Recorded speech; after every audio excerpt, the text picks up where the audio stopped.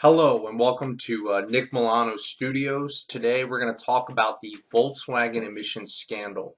So I'm sure most of you heard about this. This recently just happened, so it's a pleasure to really talk about it. It's kind of neat. So in the fall of 2015, the EPA notified Volkswagen that it had violated the Clean Air Act.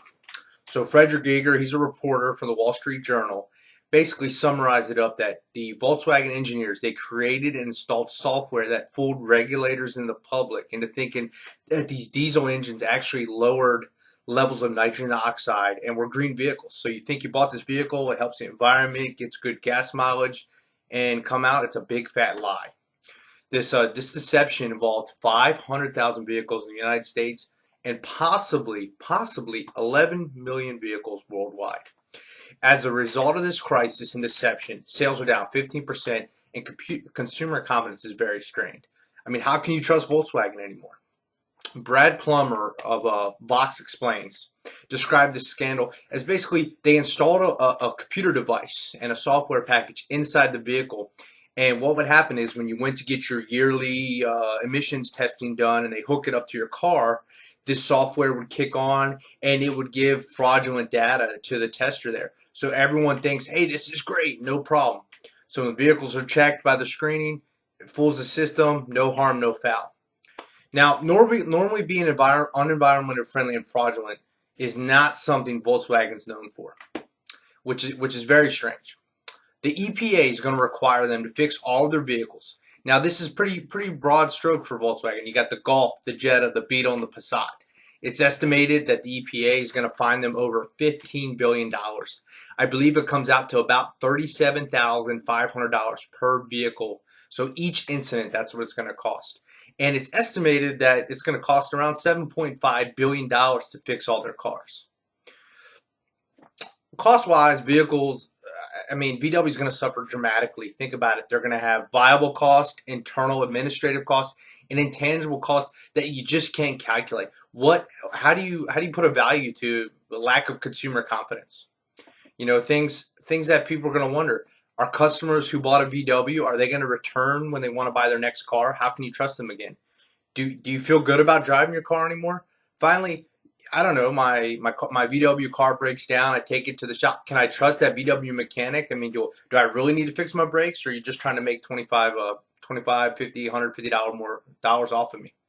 I think this is a huge slap in the face and something that really betrays consumer confidence in Volkswagen, as well as their desire to help the environment. People purchase VWs because they're reliable German automobiles. VW takes good care of their workers, they have a track record of being environmental friendly, and they operate their plants in a sustainable way.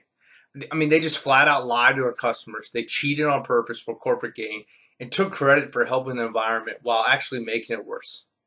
I think it's too early to tell if Volkswagen will be able to rebound from this huge blunder. I mean, how do you come back from a $20 billion loss? The actions of a few leaders, some of these engineers and management, is going to have far-reaching outcomes for people all over the world. This is a violation of the School of Ethical Universalism, the School of Ethical Relativism, and the School of Social Contracts Theory. There's no way anyone in the world can say, hey, I see why you did this. It was necessary, and I'm going to continue to support what you're doing. Another issue VW is going to face is what do their employees think and feel about this debacle? This outright lie and planned deception is going to hurt employee morale, job satisfaction, and future deployment. If VW has to cut jobs due to fines and lack of demand, it's probably the everyday factory worker, the salesman, the mechanics that are going to be the first ones to go. I think in order for VW to right the ship and turn things around, several things need to occur.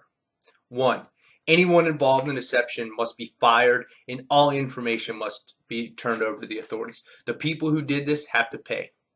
Two, VW needs to come out and apologize to the world, the workers, and make a pledge to make this right. To date, I haven't seen any commercials or anything where we said, hey guys, we screwed up. I'm sorry. This is what we did. This is why we did it, and we're going to fix it. We want your business. We want to make things right.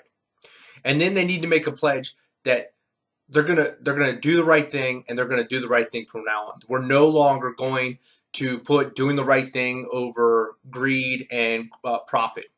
And finally, I think adding a robust oversight program and possibly an outside auditing agency. I mean, this is a huge 500,000 vehicles in America and 11 million vehicles worldwide. This is a huge problem.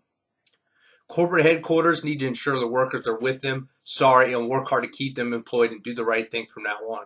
I mean, I think there's a huge lack of employee morale issues, problems. And I think if you're always wondering if you're going to be fired or what's going to happen with your company, you're probably going to be looking over your shoulder and trying to find another job.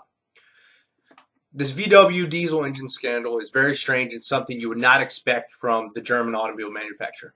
For a long time, VW was considered a moral, ethical, sustainable leader and an organization that people were proud to buy vehicles from and work for.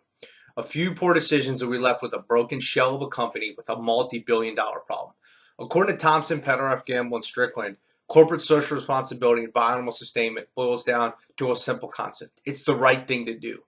This is a question that every organization should ask themselves as they try to create a corporate social responsibility strategy or determine courses of action. Is this the right thing to do? Thank you.